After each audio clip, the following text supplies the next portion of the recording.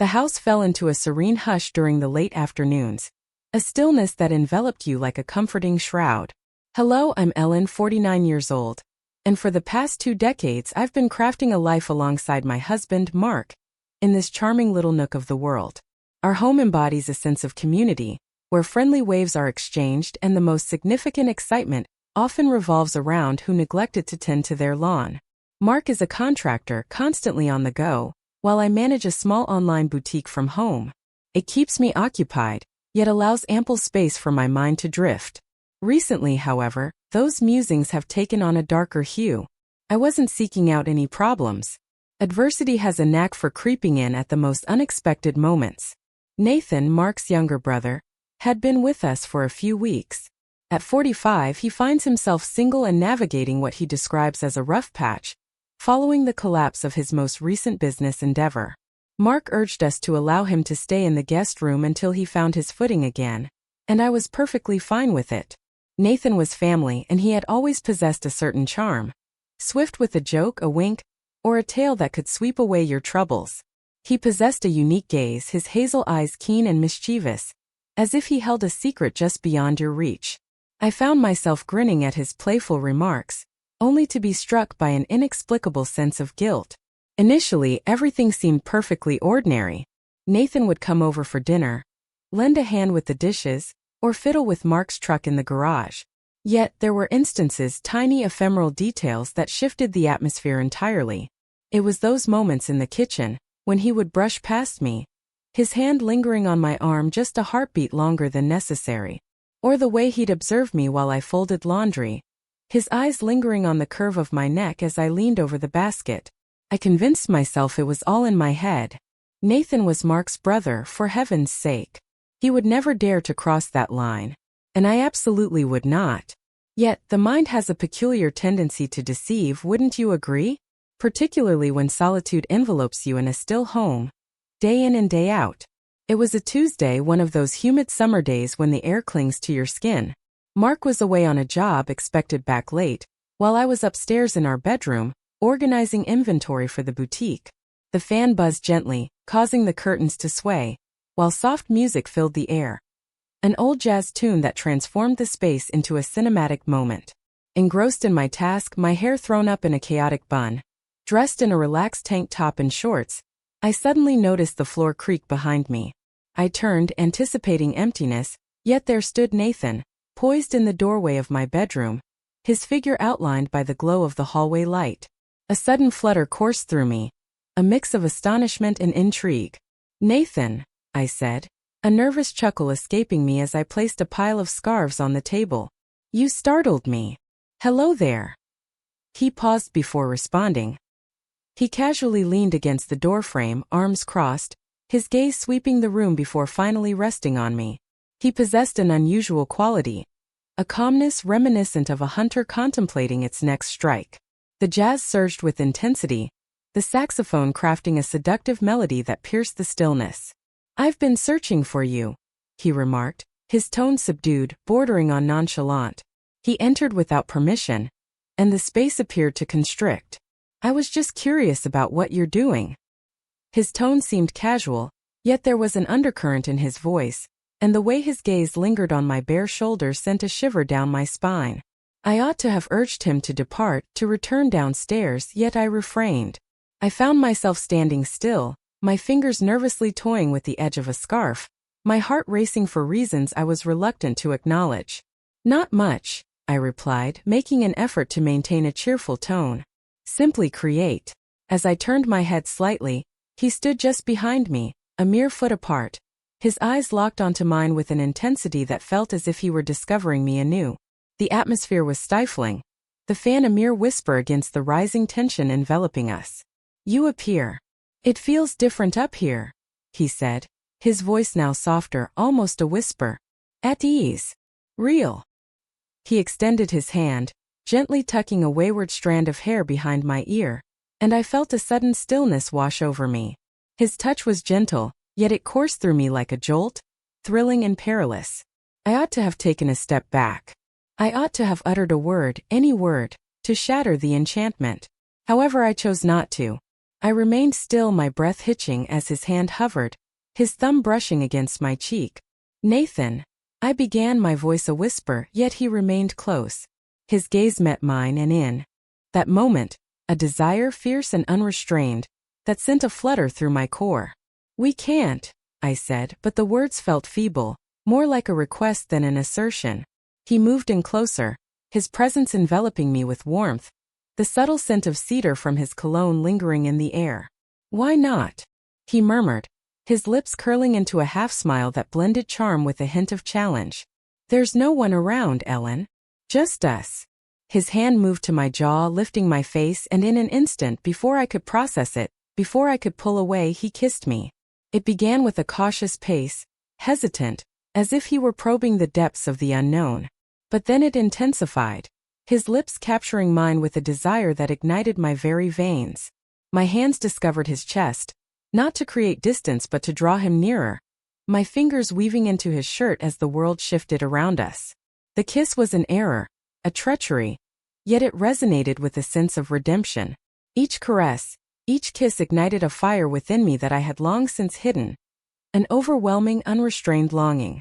We tumbled backward, my back meeting the bed's edge, and for a fleeting moment, I believed we might topple over, completely absorbed in one another. But then reality intruded, the creak of the front door below, the faint rumble of Mark's truck in the driveway. A wave of panic washed over me, icy and intense, as I pushed Nathan aside, my breath coming in quick gasps. "Mark!" I breathed, my voice quivering. Nathan's eyes grew large with surprise, yet he remained still, his breath coming in heavy gasps as he fixed his gaze on me. "You need to leave," I urged softly, nudging him toward the exit. At this moment, he paused, tension evident in his jaw, before finally giving a nod. "This isn't over," he murmured, his voice a hushed vow. He quietly slipped away, vanishing down the hall just as Mark's footsteps resonated in the foyer. I hurried to tame my hair, to erase the guilt etched on my face, yet my lips still tingled from Nathan's kiss, my body alive with the memory of our encounter. Mark called my name, his voice inviting and unaware, and I managed to smile as I joined him downstairs. As we discussed his day, my thoughts drifted upstairs, revisiting that moment, the sensation of Nathan's hands, the gravity of his words. He had entered my sanctuary, invaded my personal realm, and we had crossed a boundary that was now irrevocably altered. Even more troubling, I found myself uncertain about my desire to do so. As Mark pressed his lips to my forehead and made his way to the shower, I lingered in the kitchen, my heart pounding, acutely aware that this secret was a ticking time bomb, and I was already ensnared in its explosive reach.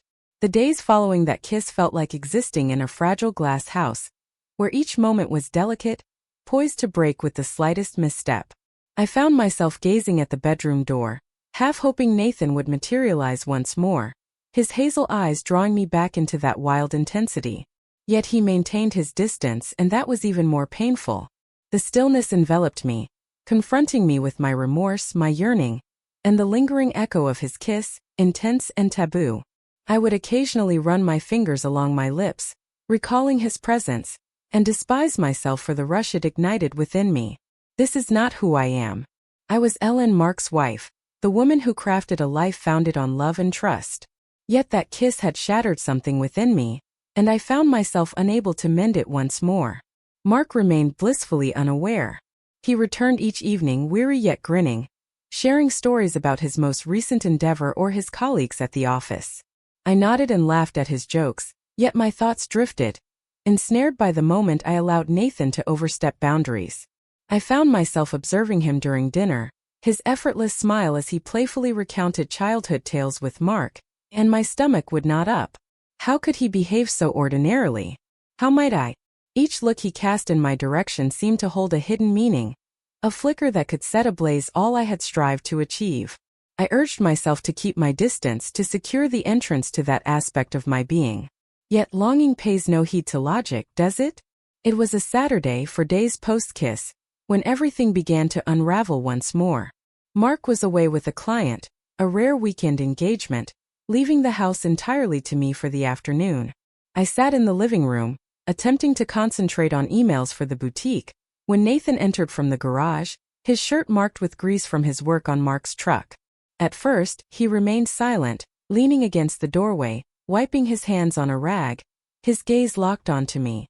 The atmosphere changed, laden with unexpressed emotions, and my heartbeat quickened, betraying my determination. "Ellen," he said at last, his voice soft as if he were gauging the atmosphere.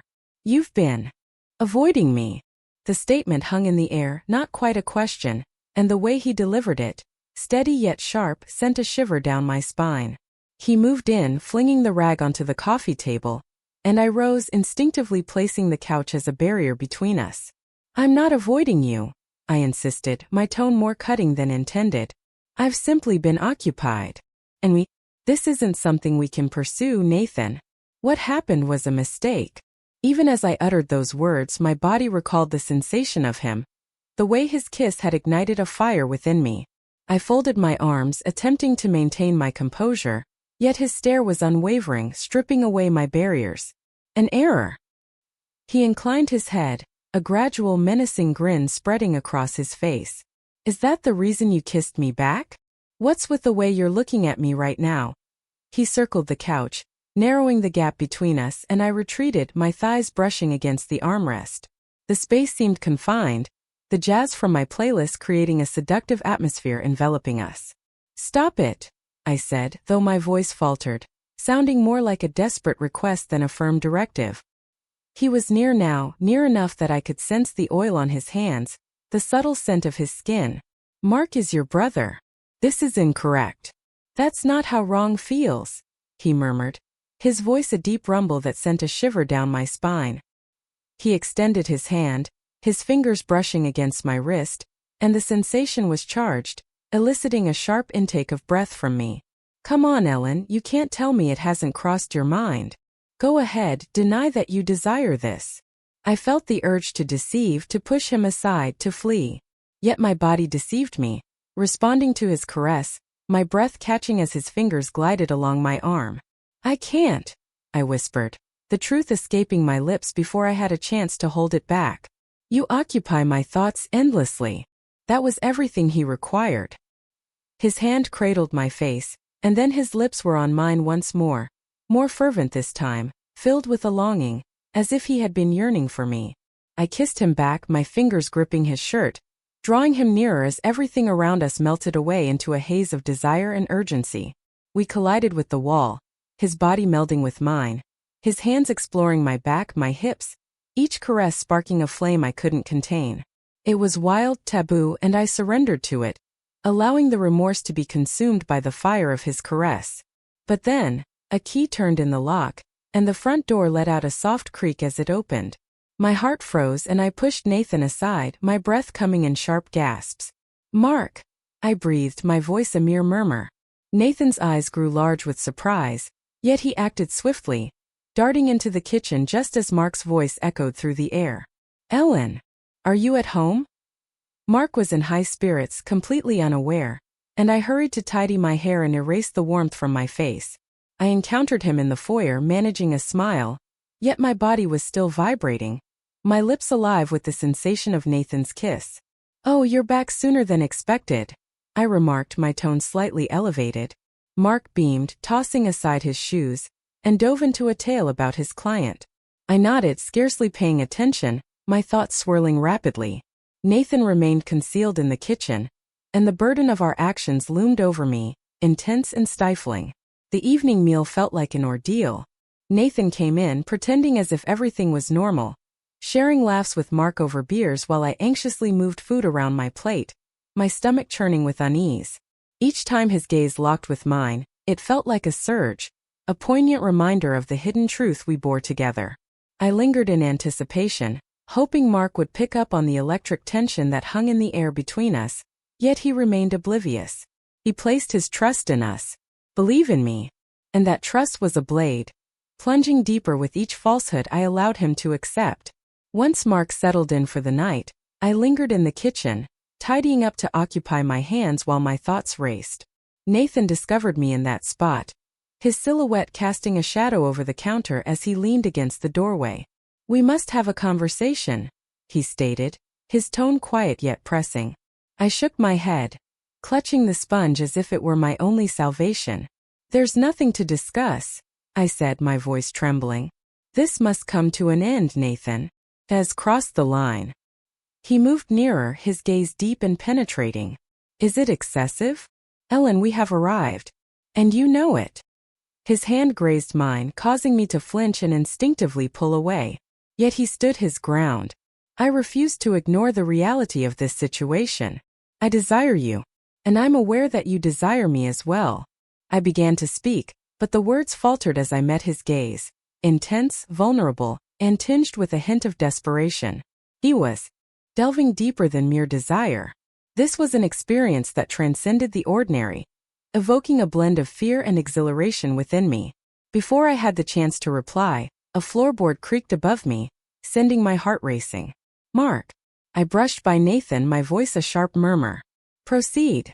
At this moment, he departed in silence, yet his essence remained, an apparition I couldn't dispel. As I settled into bed next to Mark, my phone vibrated on the nightstand. A message from Nathan. "Let's connect tomorrow. This can't be avoided any longer." I removed it, my hands shaking, yet the words seared into my memory.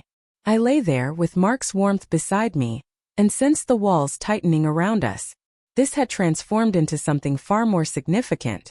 It was a decision, one that held the power to unravel everything. As sleep slipped through my fingers, I pondered the duration of my charade, feigning indifference towards my true desire to create. That night, sleep eluded me, my thoughts a tumultuous arena where guilt and longing clashed in an unyielding struggle. I lay beside Mark, his steady breathing a harsh reminder of the life I was jeopardizing, while Nathan's message reverberated in my mind. "Meet me tomorrow. This can't be avoided any longer." I had erased it, yet it lingered within me, every word a flicker that risked setting everything ablaze. The house stood in quietude, yet it pulsed with an unseen energy, observing me, evaluating my every move. I was Ellen, the devoted partner, the woman who had created a life with Mark for 20 years. Yet, I was also the woman who had kissed her husband's brother, not just once but twice, and the reality of that lingered like a heavy burden I couldn't seem to cast off. The morning arrived, shrouded in a thick blanket of gray clouds that reflected my somber state of mind. Mark rose with the dawn, making his way to the job site, his kiss on my forehead a tender promise of warmth and trust. I smiled and nodded as he rambled on about his job, yet my heart raced, my thoughts consumed by Nathan. He lingered in the guest room, his presence a steady thrum in the house, and I understood that I couldn't evade him indefinitely. A part of me yearned to secure the door, to act as if none of this had transpired, to retreat into the comforting embrace of familiarity. Yet there was another side, the side I felt embarrassed about, that longed for the heat of his touch, the way he made me feel acknowledged, vibrant, in a manner I hadn't experienced in years. In the kitchen, I was diligently scrubbing dishes that had already been cleaned, when Nathan stumbled upon me. The door closed firmly, and the atmosphere grew heavy, laden with unspoken words between us. He remained silent initially, simply standing there, his hazel eyes fixed on mine, his jaw clenched with what appeared to be determination. "Ellen," he said at last, his voice deep and gravelly, "we can't continue this routine. You're aware of what's going on here." I placed the sponge down, my hands shaking. "There's nothing happening," I said, but the falsehood lingered on my tongue, and his gaze unraveled it before I could complete my thought. He moved in, invading my space, and I retreated, the edge of the counter pressing uncomfortably against my back. "Nathan, I implore you. Mark is your brother. It's ripping me to shreds." "Ripping you to shreds?" He let out a laugh, a sound devoid of warmth or joy. "Do you really believe I'm not a disaster? Did you really think I desired to have these feelings for you? I can't eat, can't sleep, can't think without you in my head." His voice lowered, becoming softer, almost like a desperate request. "I have deep feelings for you, Ellen. I'm certain you sense it as well." The word struck with force, leaving me momentarily breathless. Affection. It's more than mere longing, more than a fleeting impulse. It's a profound connection, one that holds the potential to destroy us both.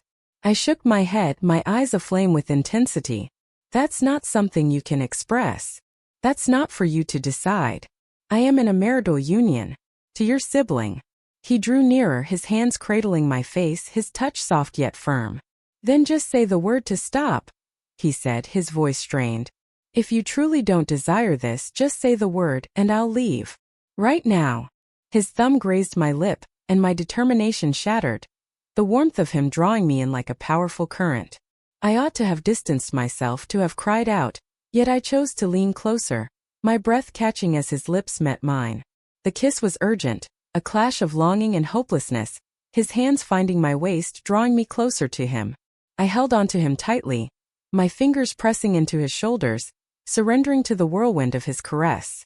The kitchen blurred into the background, the universe shrinking to the flavor of him, the warmth of his presence, the exhilarating danger that ignited my veins. We collided, with the counter dishes crashing, and for an instant nothing else held significance. Not Mark, not the repercussions, not the life I was forsaking.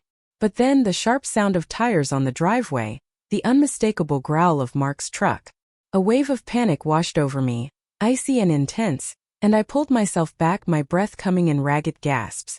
"He's back," I breathed, my voice a mere whisper. Nathan's eyes grew wide, yet he remained still, his breath matching the ragged rhythm of my own. "Go," I urged, pushing him toward the back door. At this moment, he quietly slipped away just as the front door swung open, Mark's voice echoing my name. I ran my fingers through my hair, brushed my lips clean, yet my face radiated guilt like a bright neon sign. I encountered Mark in the living room, attempting to muster a smile, yet his expression froze me in my tracks. His eyes narrowed, his mouth formed a tight line, and he clutched something in his hand. A scarf from the boutique, crumpled as if he had discovered it in an unexpected place. "Ellen," he said, his voice steady and measured, yet tinged with an undercurrent of threat. "What is this doing in the guest room?" My heart sank. I had been organizing the inventory, yet I had not ventured into Nathan's room. Did I let it slip from my grasp? Did Nathan take it? The inquiries whirled around us, yet Mark's stare held me captive, insisting on responses I couldn't provide. I must have left it there," I murmured, my voice trembling. "I was sorting through the inventory and—" I paused, the deception unraveling beneath his gaze. He moved nearer, his gaze probing into mine, and I recognized it. Uncertainty, infiltrating the space where faith once resided. "Do not deceive me," he murmured, his voice just a breath above silence. "Nathan has been behaving oddly. Your behavior has been quite unusual lately. What's happening, Ellen?" The scarf tumbled to the ground, a quiet indictment, and I sensed the walls constricting around me, my hidden truth on the brink of revelation. I parted my lips, yet silence enveloped me. What can I express? That I had shared a kiss with his brother, that I was overwhelmed by emotions I couldn't manage? The stillness was accusatory, and Mark's expression grew stern, a battle of pain and fury flickering in his gaze. "I trusted you," he said, his voice steady, yet the words pierced through the air, sharper than any scream. He spun around, bursting through the door with a forceful slam, abandoning me in the heavy silence that enveloped the room. I collapsed onto the couch, my hands trembling, tears stinging my eyes. The scarf rested there, a challenge, a poignant reminder of how near I had been to losing it all. Suddenly my phone vibrated, revealing a message from Nathan. "I'm sorry. Placed it there. Let's get together this evening. This requires our attention and resolution." My heart ached, caught in a tumult of rage and desire. He had acted without caution, with a wild abandon, and still the mere idea of encountering him once more sent a thrill coursing through my veins. I chose not to respond. I was unable to. Mark didn't return that night, his absence a deep ache that seeped into every nook of the home. I found myself in the shadows, the scarf clutched tightly in my hands, confronting the reality I had long evaded. Nathan wasn't merely an error. He was a decision, one I'd consciously embraced time and time again. With Mark's trust in ruins and my marriage teetering on the brink, I faced a crucial choice: pursue Nathan, chasing a desire that could unravel everything, or defend the life I had created, even if it required suppressing this aspect of myself indefinitely. The response lacked clarity. Perhaps it was never meant to be. As the night unfolded, it became clear that the secret was no longer hidden, or nearly so, and everything would change from that moment forward. I held the scarf tightly, my tears seeping into its fibers, pondering whether love of any sort was truly worth such devastation.